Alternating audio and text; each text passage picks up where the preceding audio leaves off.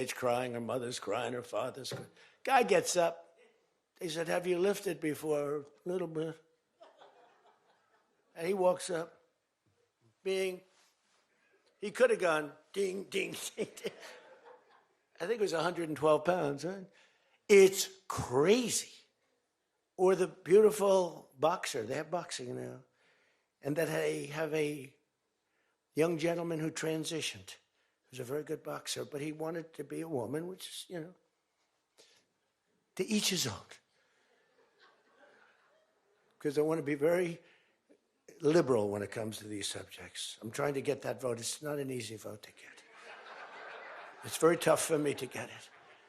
But he transitioned, and he transitioned, and the girl was a champion boxer from Italy, remember? She got up, first round. He hit her, boom, with a left. A left, for those, everybody here knows about, but a left, Lisa knows better than anybody. But a left is defense. He goes, boom. She's like, oh my. She walked to the corner, remember? She didn't go down, but she did everything else. But she said, I've never been hit like that before. I don't want to go out again. You can do it. You can do it. Bang. She walked off. She said, he happened to win the gold medal, that young woman. He won the gold medal. There were two transition people. They both won gold medals. The whole thing is ridiculous. You have policy on your side. They don't have policy on your side. Right? You have policy. And I saw this guy fighting like hell. The swimming records is ridiculous when you look at the swimming, any records. It's crazy. And it's so demeaning to women. Women are the, you know, and for a long time, they refused to talk about it. They were embarrassed to talk about it. Now they do talk about it. They talk about it openly. But they have the worst policy on everything, open borders. We want open borders. You know, they still want an open border. We did the greatest job ever on borders. And, you know, I think they forgot it. My guy said to me today, I have a great guy, Ross. He's the greatest speechwriter. He said, sir, let's not mention the border. Nobody cares about the border anymore. Can you believe it?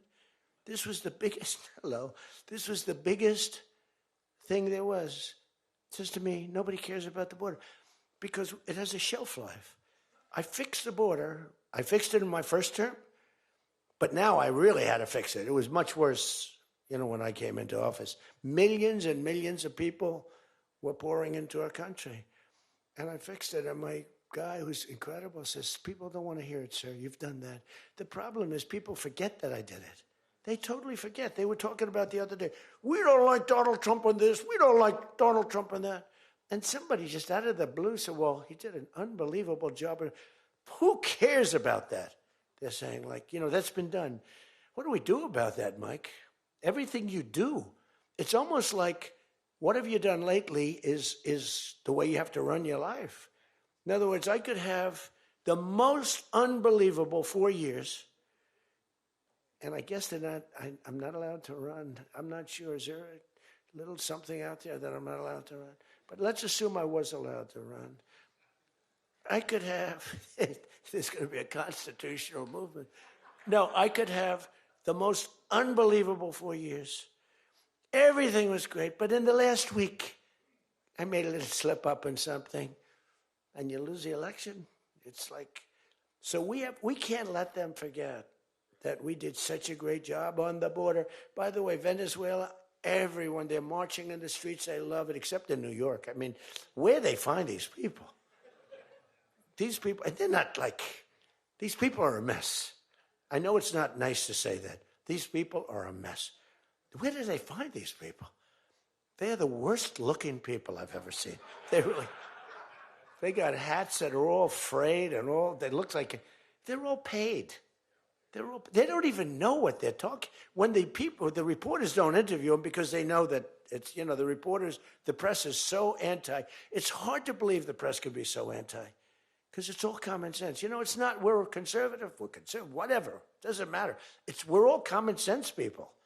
It's not even conservative, it's common sense. But the press has no credibility whatsoever. Think of it. I got 97% bad stories on one network, 93% on the other, and I won in a landslide. You know what that means? The press has no credibility. That's all it means. And we got to keep it that way. So I don't talk too much about the swimming, the weightlifting, the boxing. I don't talk about it. You know why? I want to start bringing it up about a week before the election, because I don't want them to correct themselves. I don't want them to say, you know, we've decided that we don't want to have men playing in women's sports. That'd be a devastating blow for us. Because that's, you know, they say it's an 80-20. No. It's about a 98-2 issue. We've decided that we will not have open borders where the entire world, from the Congo, prisons from the Congo, these are extraordinarily tough people. These are people that make our motorcycle gangs look like fine young men. Okay? Our motorcycle gangs are wonderful people by comparison. No, they come in from prisons in the Congo. They come in from prisons from all over the world, but in particular Venezuela. Tren de Aragua. Tren de Aragua comes in, and Tren de Aragua, they say it's the worst gang in the world. It makes our gangs look like little sweethearts. It makes our gangs, you want to take them out to dinner, they're so nice. They cut off the fingers of people. One guy makes a phone call in Colorado. The governor stinks in Colorado. He's no control. So Tren de Aragua, they don't want to do anything about it. So ICE has to go in and take them out because the governor doesn't want to do anything. But they make a phone call. They've taken over my building. The landlord's calling. They took over his building. So the governor doesn't want to do anything. But he calls the police, the guy. They come in. Did you call the police? This is Tren de Aragua. We're talking to the man that owns the building. Did you call the police? Yeah. Boom, they cut off his fingers. If you call him again, the next time your hand comes off. Can you believe it? The guy's walking around, his fingers were cut off. And these are the animals that we're throwing the hell out of here. Washington, D.C. is now the safest city in the country. And you people know that better than anybody because you were, I mean, think of it. You're in Congress. You're respected people. You're afraid to walk outside. Washington, D.C. Now, we had a terror attack 4 weeks ago, and one person's looking down from heaven, and the other one is actually recuperating and going to make it, I think, but really badly hurt. Really badly hurt. Most positive mother I've ever. No, my son's going to be fine, sir. The mother was telling me that the night of the attack, I went just like I went to you. I spoke to this incredible woman. Sir, everyone's praying for my son. He's going to be fine. The doctors thought she was, just hoping against hope. There was no chance. And 2 weeks ago, he got up and started walking around. It's amazing, actually. So maybe some really bad. It looks like he could be okay. He's going to have pretty bad after effects. But that was a terrorist attack on people that are doing a great job. And it could have been anywhere. But we haven't had a murder. We would have, on average, 2 murders a week in Washington. I don't even like talking about it. Two murders a week in Washington, D.C. We haven't had one in 7 months. People can walk out now. You can walk down with your wife down to the restaurants, which are booming, by the way. I mean, if you go back to before I got in, and we did a pretty good job 4 years ago, but there was never this, in my first term. So when we were during the first term, we were pretty good, but it wasn't like that big of an issue. It became a big issue because people were being mugged all over the place. We had a couple of people working in the White House that were killed. We had one guy waiting for his wife in a car. They said, "Get out of your car." He said, "Well, I'm waiting for my wife." They blew his head off. The wife is walking up to the car. Animals. And then they get angry when I say, "They're animals." Nancy Pelosi, "They're not animals, they're human beings." No, they're not. This is another thing. That's a 98-2 issue also. No, they're animals, and we've taken them out. We've took out over 2,000 people, brought them back to their countries from where they came, or they're in prison now in Washington. Because it's not just like, you have to take the bad ones out. 2%, 3% of the population causes 90% of the crime. Think of it. 2% of the population in Washington, D.C. causes 90% of the crime. So when you get rid of the 2%, we took out over 2,000 people, got them out of the country or in prison. Some were so bad that we didn't want to send them back to their countries because they'll come back in, even though it's hard now, but they're pretty smart. They're sick, but they're smart. But you're now living in one of the safest cities in the country. It's a great thing. You can walk to the restaurants. Restaurants are booming. New restaurants are open. They were all closing. You wouldn't have had a restaurant. And I don't know about you, but to me, those soldiers standing there look so good. I'm not going to feel safe walking down the street without them. I don't think you would either. Even though, we took out so many criminals, I just feel better. To me, they're beautiful. I look at these soldiers, and you feel safe. You feel safe. I don't think if we took them out, even if the crime wasn't much, it would definitely be more. We did a great job in Chicago. They don't want to talk about it. We, against all this slob of a governor, this stupid slob, who's the family threw him out of the business. He was a dope, and the Pritzker family. But they threw him out of the business. And the mayor, he's a low IQ person, extremely low IQ. We should give everybody, like, these competency tests, right? The cognitive, they call it cognitive. I'm the only president that went for cognitive. I think every president and vice president should be forced to take cognitive exams, mental tests, like, are they intelligent? Wouldn't it be nice? Do you think Walz could pass a cognitive test, as an example? Do you think Kamala could?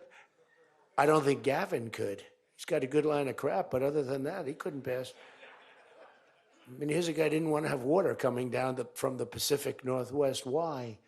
They have a little tiny fish, this big, it's a little tiny fish. Not doing well. You know why? No water. They're sending water.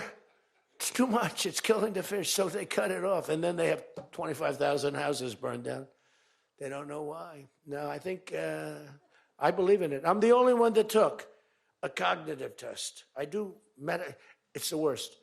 If I don't do a medical exam, because I've had times where I went longer, because I'm busy. If I don't do a medical exam, they say, Trump's not doing an exam. There must be something wrong with him. If I do the exam, they say, why did he do this? Why did he do this part of an exam? He did too much. There's something wrong with him. Do you remember there was a period, Mike, where I had 32 days in a row I did one press conference, 2, 3, sometimes 4. I do them behind the desk. I don't even just do it. I do press conferences. But I do many press conferences. So in 32 days, and then one day, just one day. This is 32 days in a row. Must be some kind of a crazy record. Then one day, do you remember I didn't do one? Because I took Kai, my very brilliant golfer, beautiful young lady who swings the club so beautifully. She's a great scratch golfer and loves playing. Grandpa, would you take me to play golf? So I ran, I play golf in like record. I play speed golf. It's better that way. You know the expression? Miss it quick. No, I play speed golf, but I'm a good golfer. Everybody knows. Anybody that I've beaten in this group. But I love to play golf, but I don't get to play much. But I took off 2 hours, and the press couldn't find me. But they knew I was there because they follow me.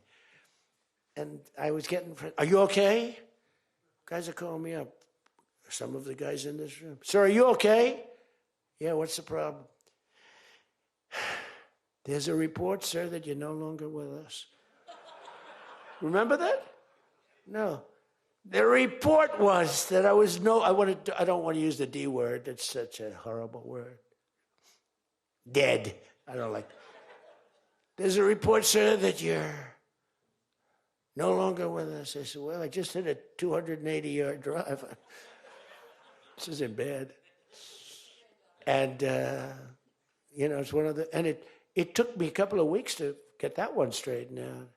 The new one is they did a report in the fake news New York Times where I worked this day from early in the morning till late in the evening, but we don't give out a full schedule. It's like who the hell wants to give out a schedule to these people?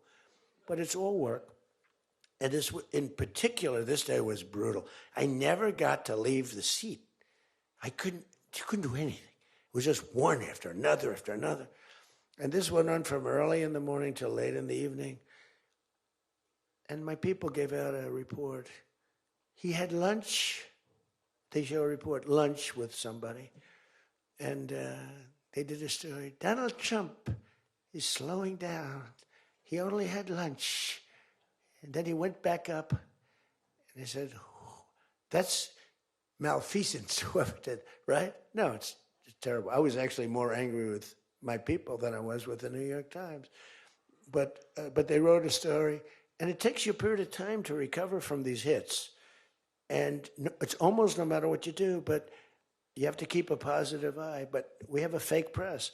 We did a thing that's so incredible on medicine that nobody has ever done it. Reducing favored nations, most favored nations, we reduced the cost of medicine at levels that have never even been dreamt of before.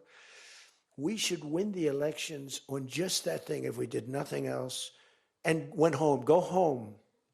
We did favored nations where we're bringing down the price of a pill. As an example, in London, the pill sells for $10. In New York, it sells for $130. That's 13 times as much.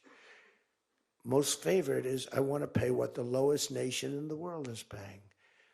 Everybody knew about it, but nobody had the guts or the stamina to do it, or the respect from other nations, but I do. And then you also had to get the drug companies. The drug companies were not easy, but they were much easier compared to the other nations. So the other nations used to tell the drug companies, we're not going to pay more. You kept it for years the same price. Everything, we just kept going up, up, up. And finally I had the drug companies and I said, listen, fellas, you can't do this. Can't do it anymore. I'm not going to let it. We're going to do it. And you're not going to do it. And I did things to them that were brutal. But I really found out it was the nations that were so tough. So when France was told that the pill will go from $10 to $30, it's a big increase, right? But it's not really. And that ours would come down from $12 or $13 down to $30. So theirs would go from 10 to 20 or 30. And ours would go from $13 down to, meaning $130, down to 20 or 30. So it's a huge drop for us. Now, depending on the way you calculate it, it could be thousands of percent down. It could also be 90% and 80%. You know, there's two ways of calculating. I don't know if you know. They said, Donald Trump exaggerated. Now, there are two ways of calculating it. But calculate it at 80, 90%. But the other way is more accurate, like 900%, because that's what it really is. But there are two ways, but use, to be generous, 90%. There hasn't been a reduction in 28 years, except for the 1 year where I got it down 1/4%, and I had a news conference. I was so proud of myself. The drug prices, prescription drugs, are going to be down by thousands of points, thousands. On that one item, you should win this election. The New York Times barely wrote about it. The other papers barely wrote about it. Nobody even knows that the drug prices.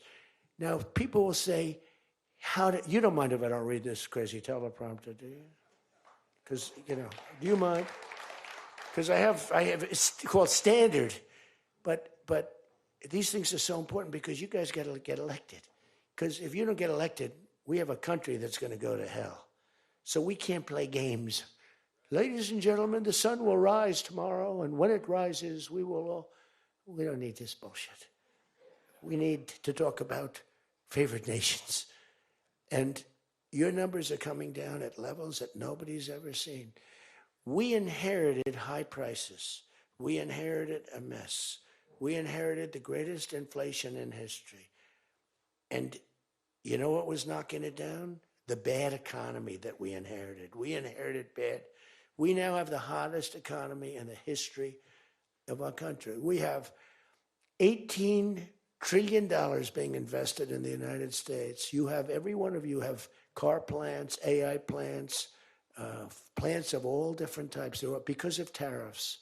I hope we get the good ruling from the Supreme Court. I only hope we do. because it's given us tremendous national security. So let me just finish up, because, you know, I weave. I love to weave. If you ever weave and don't come back to the point, then that's a problem. Then you say, but when you weave and you go here and boom, boom, boom, always coming back, then you're in good shape. But what's happening is, by doing what I did, we're getting numbers that are so low. But what did I do to the countries? I said, France, your health care for prescription drugs is going to go up triple. It's going from $10 a pill, just as an example. I called it the fat drug. You could say the fat drug, Ozempic. Ozempic is $80 in London, and it's $1,300 in New York, the fat drug. A friend of mine called me up. He said, what the hell is going on? A very rich guy, but I said, the fat drug doesn't work on you. Why are you even taking it?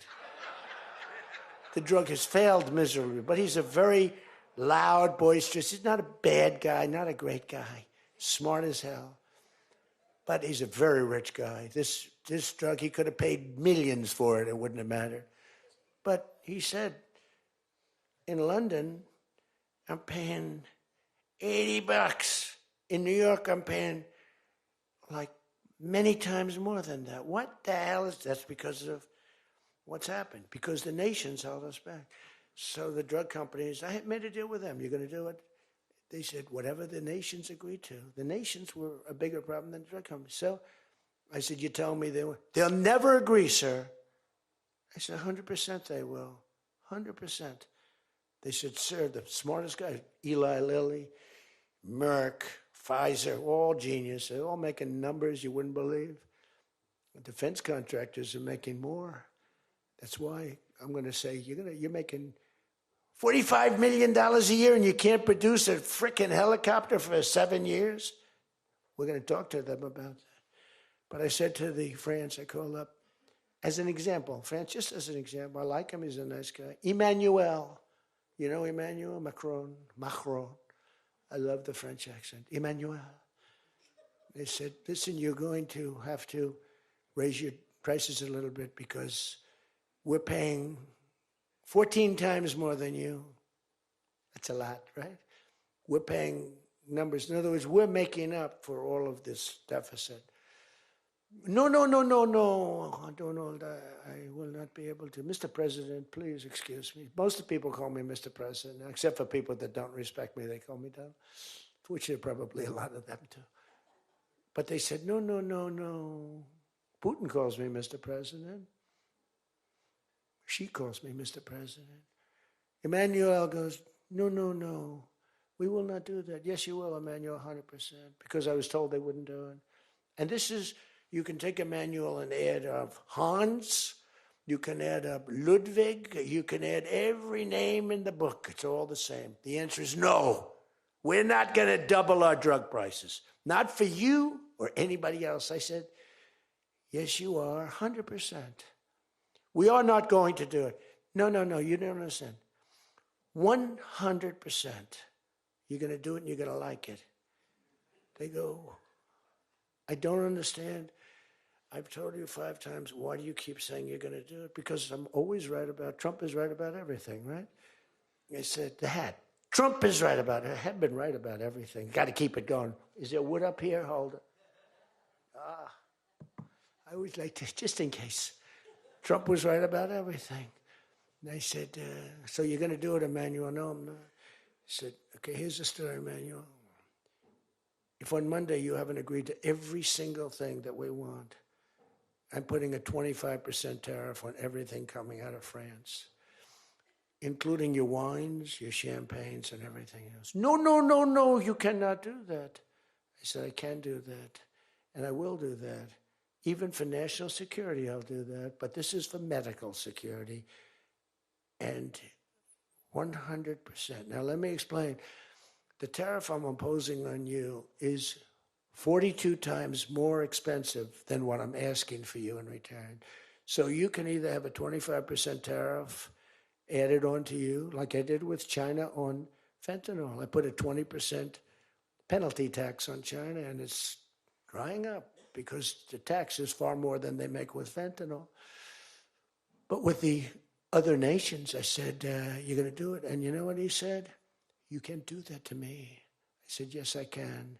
Don't worry about it. It's not going to be that bad. You just have to explain it to your people, your 39 million people, that, by the way, don't vote by mail. They vote on paper ballots. They tried voting by mail, and there was fraud all over the country. We're the only country that votes by mail, essentially. You know that, right? You know, Speaker, that's another thing. We're the only country that's stupid enough to vote by mail. Even Jimmy Carter's commission said, don't do it. But just to finish so that you won't say he wanders. Emmanuel said to me, Donald, you have a deal. I would love to increase my prescription drug prices by 200% or whatever. I would love to do it. It'd be such an honor. Whatever you want, Donald, please. Don't tell the population. Please, Donald, I beg you. Every country said the same thing. No, no, no, we will not do this. Some were strong, some were very nice, some were rude. But they all said one thing, no, we won't. And within, I'd say on average, 3.2 minutes, they were all saying, we would be honored to quadruple our drug prices. So we would be honored to quadruple our prices if that's what you like. We want to make you happy. Okay. Therefore, I will not charge you a tariff, and you're going to increase your drug prices by 3 times what they were paying 2 days ago, right? And we have now favored nation. You think Biden could do that? I don't think so. Think Biden ever thought of it? Now, everybody's wanted favored nations, but everybody knew it was impossible to get the countries to agree to it because they wouldn't have done. And they've been doing this for 40 years or whatever it is. We were subsidizing the entire world. That's just one of the many things we're giving. But you should take that thing.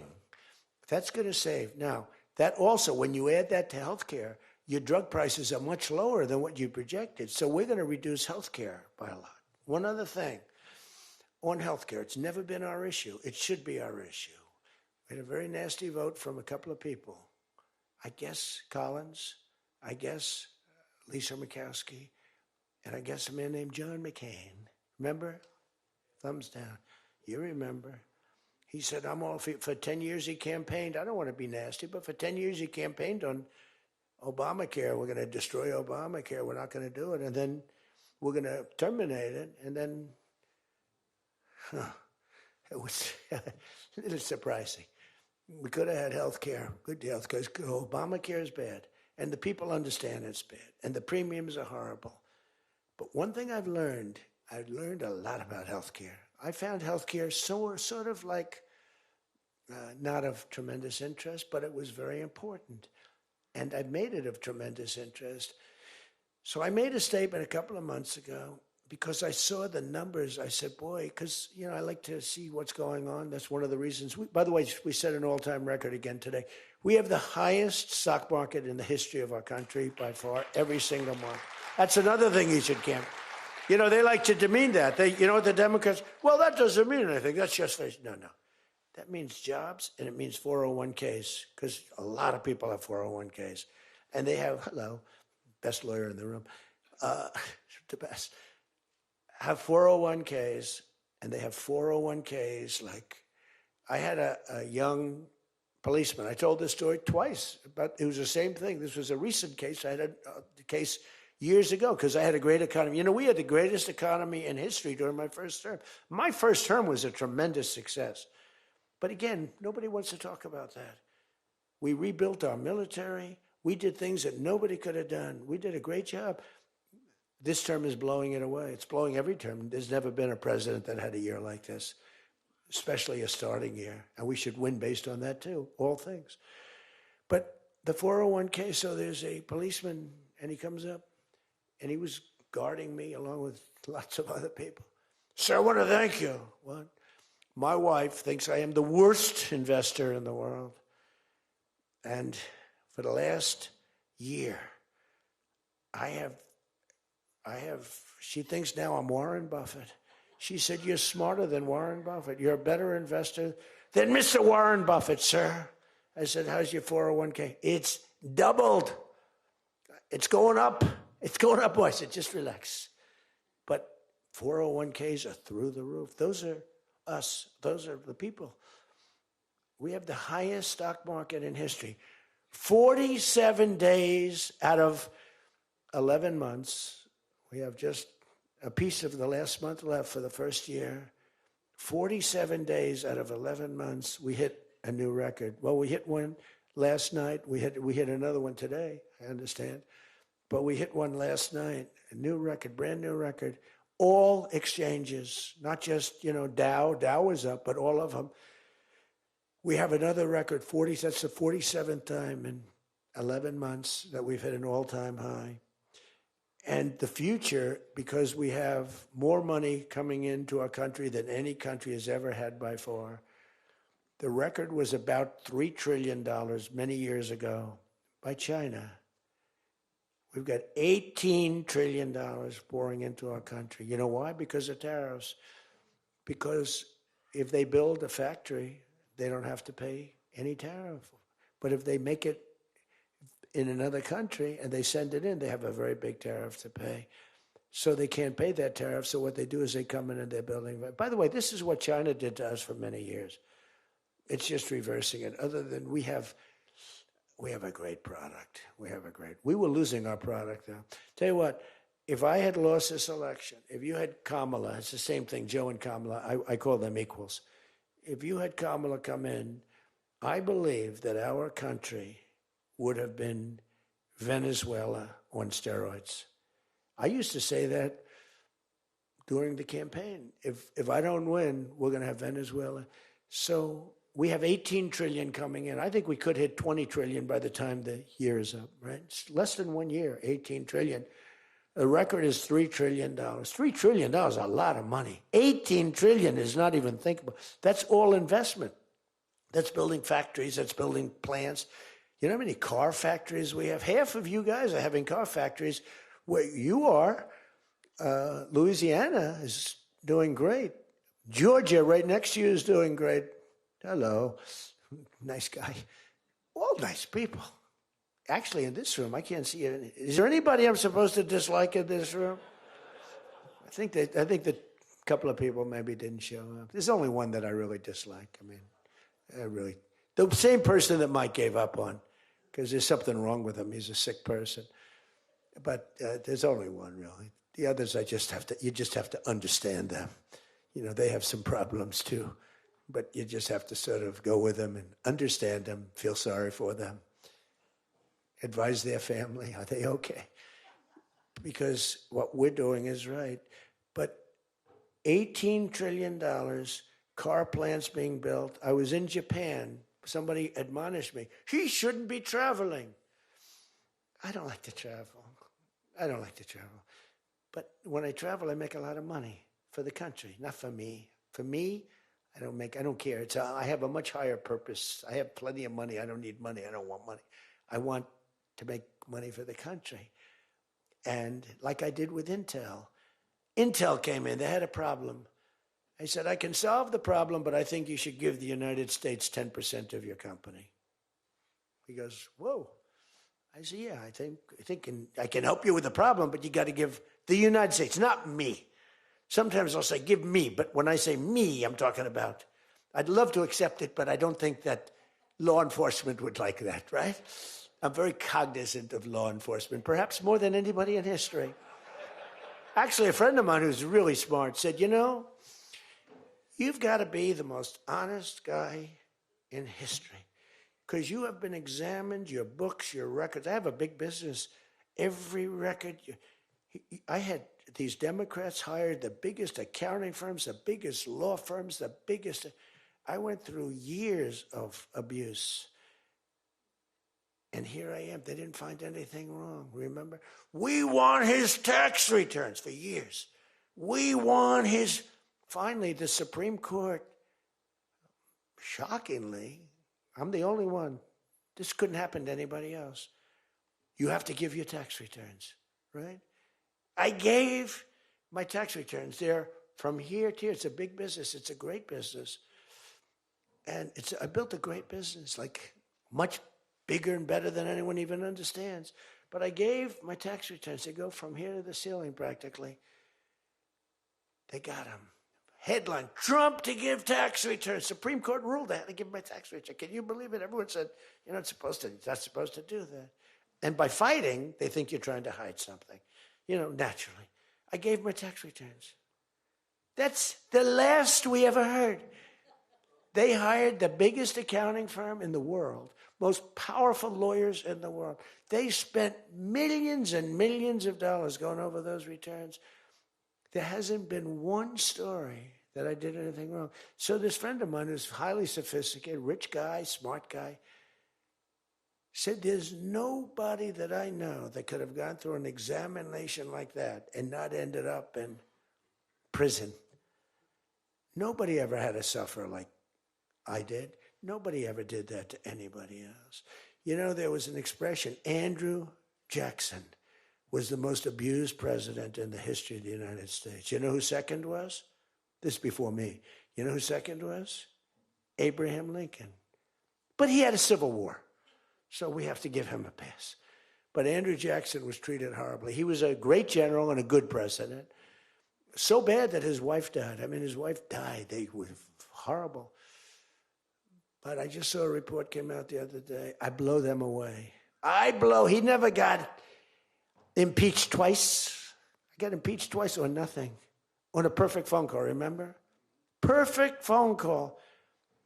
Tim Scott, who's a great guy, great, wonderful guy, South Carolina, straight guy, right? He is a good guy, good person. He's an honest person. He read a transcript. Thank goodness I had a transcript. Essentially, the call was taped because they tape calls. I didn't even know. So was that call taped? Yes, sir. I said, oh, well, bring it down. I don't even know. And we read the transcript. It was perfect. It was so good. I told Ukraine not to cheat. And if you see any cheating, report it to the Attorney General of the United States. That was my call. They said, he was trying to intimidate. All I said is, don't cheat. And we have a signed agreement that Ukraine can't cheat. You know that. It's the only country we have actually a signed. They violated the agreement many times, I would tell you. You'll find out. I was right about that too. But nobody's gotten treated. But this guy said to me, for you to have escaped. But the one thing, and I'll just end it, because Jim Jordan back there, world champion wrestler, 128-1. Whatever happened to the one guy? The Russian. He lost. How dare you lose to a Russian? Do you know the more impressive record for Jim? Because I'm a big sports person. I love sports. Jim went to high school. As in high school, he was considered like the top wrestler. But he was undefeated in high school. Now, what that means is that as a freshman, he was beating seniors. Is that true? Were you actually undefeated? Seriously, were you undefeated in high school? That means as a freshman, he had to beat seniors, Steve. Nobody could, because there's such a difference between a freshman and a senior. To me, that's more impressive than anything. But I'm also impressed with his fight. Now we have to close the deal, Jim. We got to close the deal. Close that deal. So, I respect. I saw Jim, and first time I met Jim, I looked at him, and I said, tough-looking guy. But I noticed the ears, they were a little rough. They were a little bit of a rough. Some people would say a little cauliflower on that ear. I said, Jim, have you wrestled before? Yes, I did. Where? Was it Ohio State? Something like, he was an All-American at Ohio State. I said, yeah, I could sort of tell. I look at the ears and I can sort of tell. But have you had plastic surgery on your ears, Jim? No? Because they look better now than they did the first time. They've healed over the years. They've healed. Actually, now you're wrestling with probably much tougher people, the radical left lunatics, right? But anyway, so I just want to leave it by this. I want to say that you are great people. We have all of the policy. We have wonderful, just stay together. We got a few people that make life very difficult. They don't have that. I used to say they don't have a Mitt Romney in their midst. I mean, Mitt Romney was very difficult. You know, he was almost like for them. It was on the Senate side.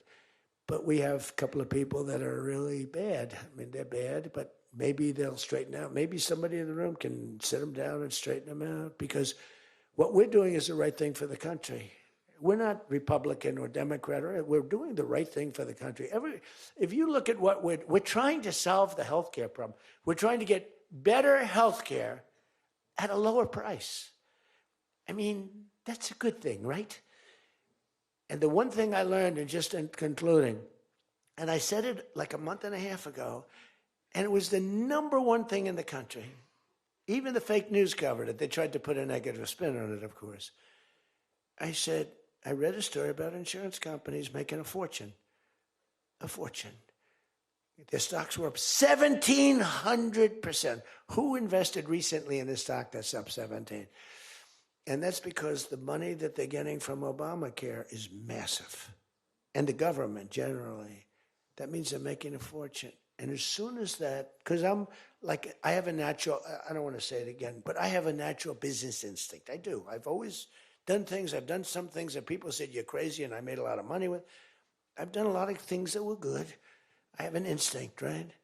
Somebody said, he's got the best political instincts of any politician in 150 years. I said, no, I don't. I really don't believe I do. I think I have good instincts. I have common sense. But they said that it was a very complimentary statement, but I don't believe that's necessarily right. But I do have good policy. I have good common sense. And maybe they wheeled that into instincts. And I did become president, so can't be that bad. And I never did it before. Don't forget, I ran for president. I had a politician telling me very strongly, they said, sir, I've run for office 20 times and I've won 17. And I know what I'm talking about. This was at the very beginning of my first time. I said, well, I've only run once and I won, but I won for president. He said, you got me on that one. He's actually sitting in this room right now, that son of a gun. He knows who I'm talking about. He was giving me a hard time, but he's turned out to be a decent person. Not the best in the room, but a decent person. He's not my favorite in the room, but he's decent. But we have one thing that's really strong. Uh-oh, it's a fake news. Pulitzer Prize, right, Doug? Pulitzer Prize. He got one for the bullet. He had the bullet, but he got how many Pulitzer Prizes?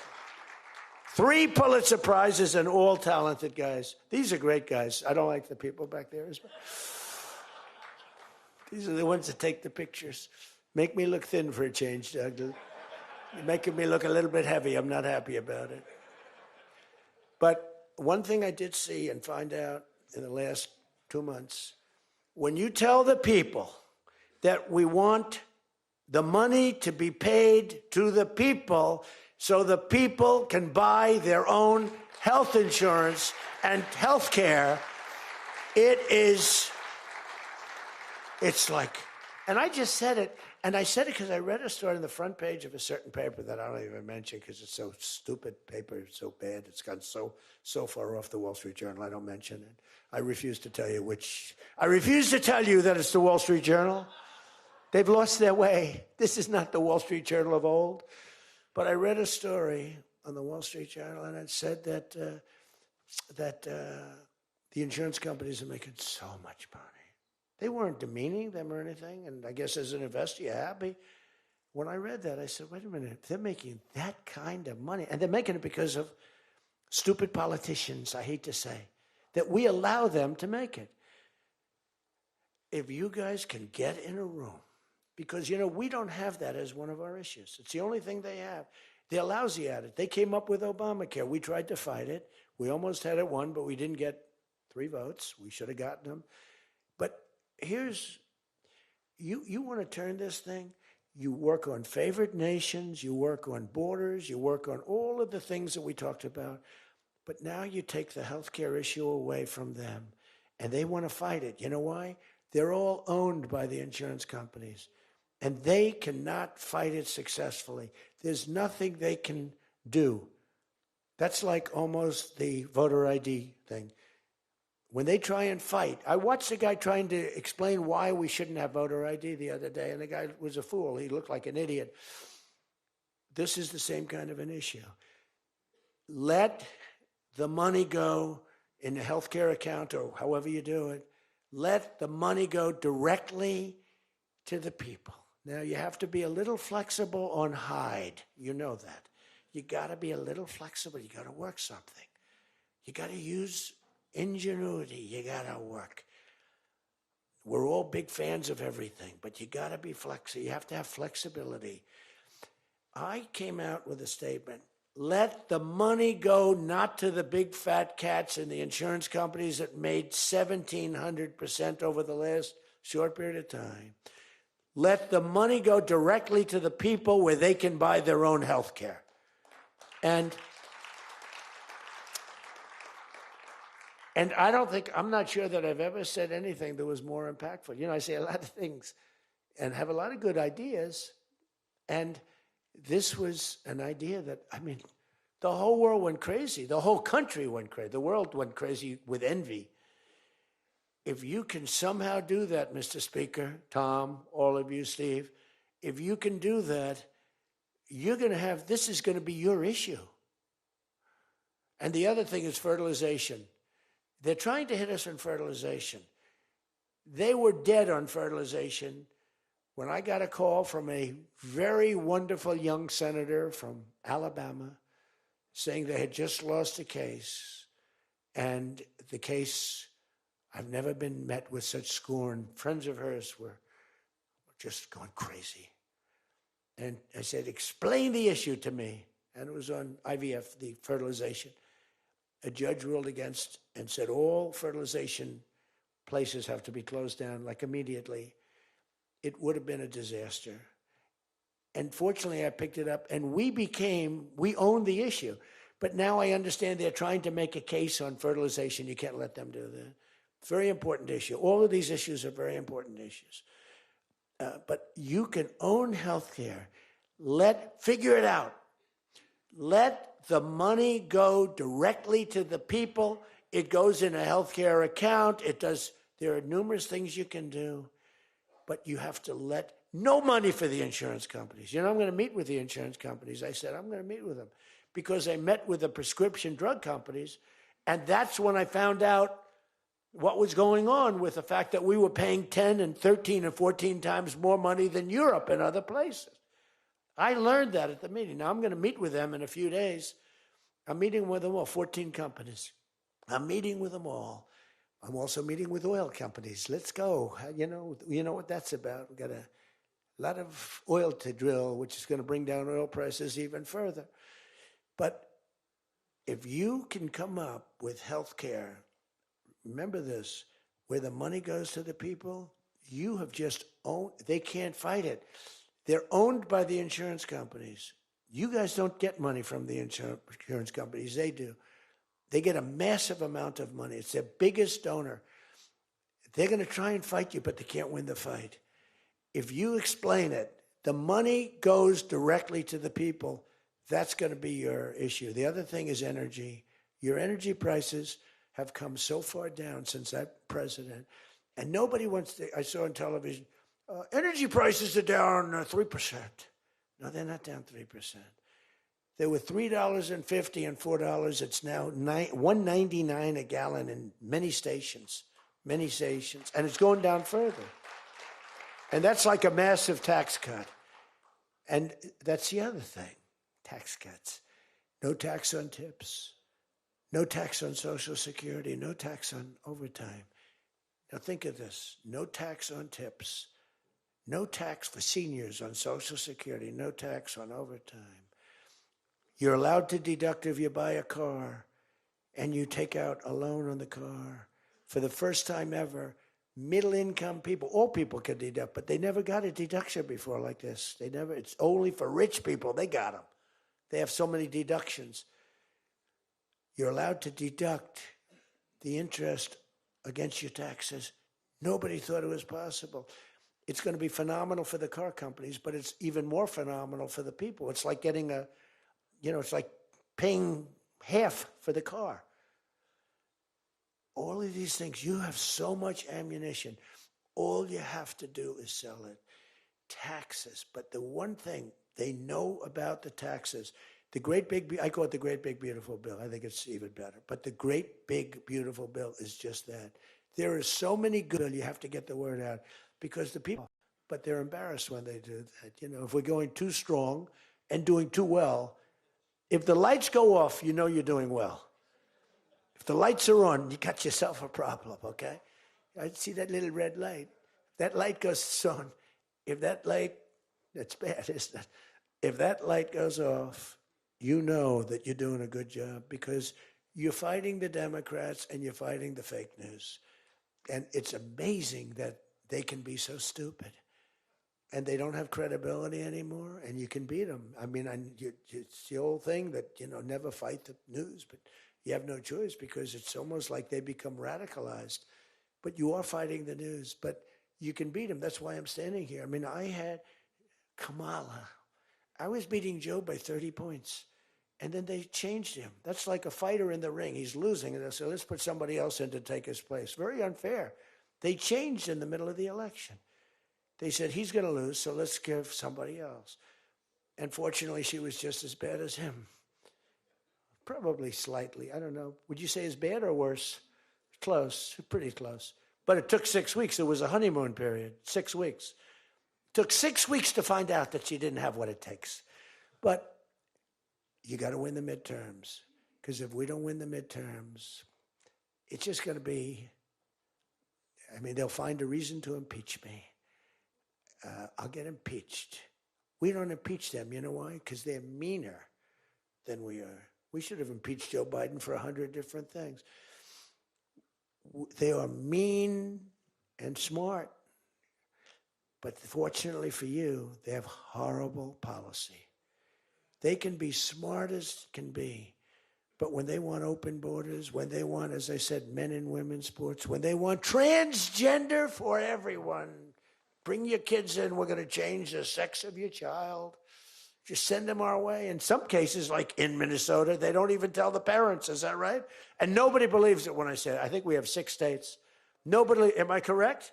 Okay, Tom Emmer said yes, so. But it's true. Where the kid comes back, they keep the kid. They operate on the kid. They don't tell the parents. It's not believable. We have great, solid common sense policy. They have horrendous policy. What they do is they stick together. They never have a no vote. They impeached me. I never knew I was going to be impeached. I get a phone call. You just got impeached. I said, what does that mean? It took them 10 minutes. They impeached the president of the United States, who did a damn good job. I rebuilt our military, Space Force. I got everything. I did a lot. They impeached me for nothing, twice, for nothing. Fortunately, you were on our side, and we were unanimous. And the second time, the few people in this little group, like Rice and this, they're all gone.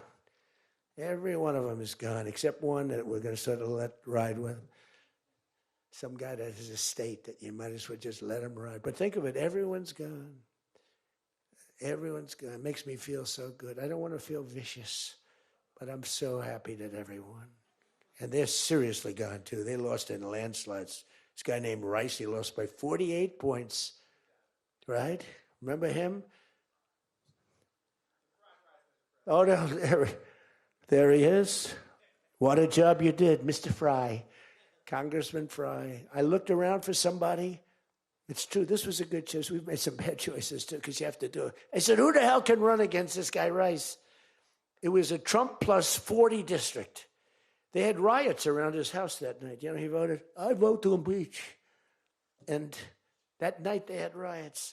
So they said, who the hell? Just give me somebody. A warm body. And then, no, it has to be a living, breathing person. And then if I could get a genius, it would be good. And we got a guy who is so good. He's been, I think, are you happy with him? I think so. Stand up, Rob. He's great. I said, where does he come from? He's like a senator, state senator or something. I said, all right. I spoke to him one time. I said, you're accepted. But little did I realize how good he was. You did a great job. You've done a great job, and the people love him. So he has done a great job. I just want to say this. I haven't read one word on this thing. Who the hell else could do this? And I think I gave you something. It's just a roadmap. And it's a roadmap to victory. You have so many good nuggets. You have to use them.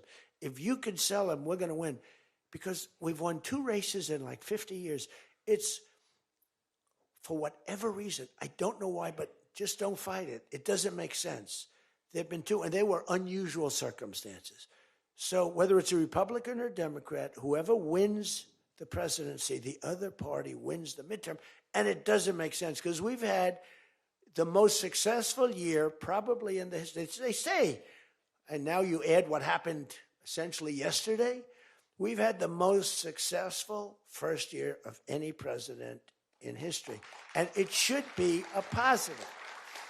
And make it a positive. So with that, I leave you. I do. And I started by saying I love you all, and I'll end by saying I love you. You're amazing people. What you do for this country is incredible. And thank you all very much. Thank you.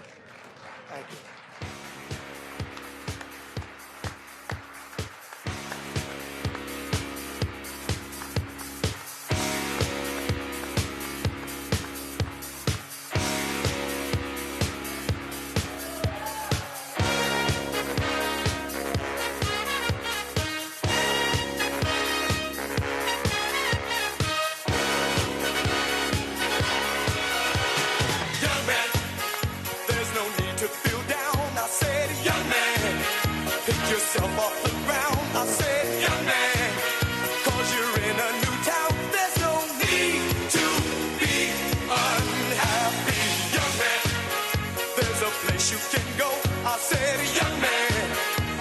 Short on your dough.